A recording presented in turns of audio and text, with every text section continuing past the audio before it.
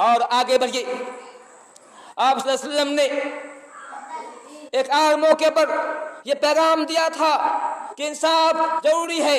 کوئی بھی ہو, اپنا ہو یا پرایا ہو, اگر کوئی معاملہ آتا ہے انصاف ہونا چاہیے, کیونکہ تمام کا تمام انسان برابر ہیں. آپ صلی اللہ علیہ وسلم کے زمانے میں قبیلہ جوہینہ کہ اس قبیلہ جوہینہ کی ایک لڑکی ایک عورت نے چوری کر لی تھی.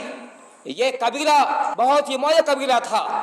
یہ فاطمہ جو اس قبیلے کی ایک عورت تھی, یہ بہت ہی بڑے باپ کی بیٹی تھی, اس نے چوری کر لیا. انصاف کہتا تھا کہ اس کا حال کرا جائے, اسلامی قانون ہے تو حال کرا جائے.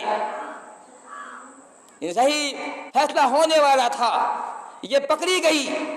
لوگوں نے چاہا پیارے نبی کے پاس سفارش کیا جائے, کہا جائے کہ حضور اس کو چھوڑ دیا جائے, بدلے کچھ پیسے لے لیا جائے, کچھ مال لے لیا جائے, اس کو چھوڑ دیا جائے. لیکن کس کی ہمت تھی پیارے نبی سے بات کرتا؟ کس کی ہمت تھی پیارے نبی کے سامنے آتا, سفارش کرتا؟ چونکہ آپ صلی اللہ علیہ وسلم اللہ کے نبی تھے, انصاف کرنے والے تھے. آپ کے نزدیک سب برابر تھا, کیا چھوٹا کیا بڑا سب برابر تھا. کسی ہمت نہیں ہو رہی تھی. لوگوں نے سوچا کہ اسامہ رضی اللہ عنہ جو زید کے بیٹا ہے یہ بھی غلام ہے. چونکہ آپ صلی اللہ علیہ وسلم کو اسامہ سے بڑی محبت تھی, اسامہ صاحب ساتھ رہا کرتے تھے. یا آپ نے یہاں بھی ثبوت دیا انصاف کا, مساوات کا, کہ آپ کی مجلس میں جہاں ابو بکر صدیق ہوا کرتے تھے, وہاں فاروق ہوا کرتے تھے, اسامہ بن زید ہوا کرتے تھے. اسامہ کالے کلوٹے تھے, حبشی جو کالے کلوٹے تھے, غلام تھے, لیکن آج مجلس میں بیٹھا کرتے تھے. آپ نے وہاں ثبوت دیا. تو میں نے کہا کہ لوگوں نے سوچا کہ اسامہ رضی اللہ عنہ یا نبی صلی اللہ علیہ وسلم کے بہت پیارے ہیں, ان سے کہا جائے کہ نبی کے پاس جائیں گے, سفارش کریں گے کہ وہ فاطمہ کو معاف کر دیں, کچھ پیسے لے کے معاف کر دیں. اسامہ رضی اللہ عنہ ان کی بات میں آ گئے.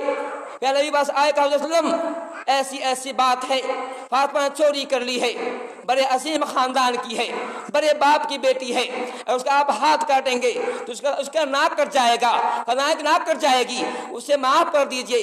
جس کا چوری کیا ہے اس کو پیسے دلوا دیجئے, اسے معاف کر دیجئے. جب اسامہ نے سفارش کی آپ صلی اللہ علیہ وسلم غصہ ہو گئے, کہا اے اسامہ تیری ہمت تو اللہ کے حد میں سفارش کرتا ہے, کیسے ہو سکتا ہے؟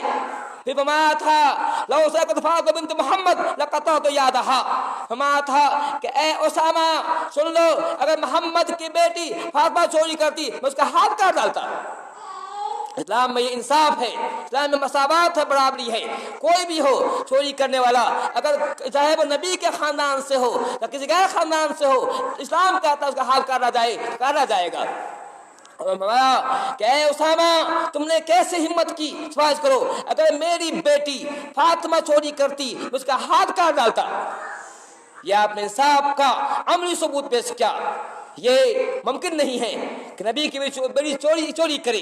لیکن ایک بات آپ نے کہہ دی کہ کوئی بھی چوری کرتا ہے, چاہے وہ شریف خاندان کا ہو, کوئی بھی خاندان کا ہو, اس کا ہاتھ کاٹنا اسلام کا یہ قانون ہے.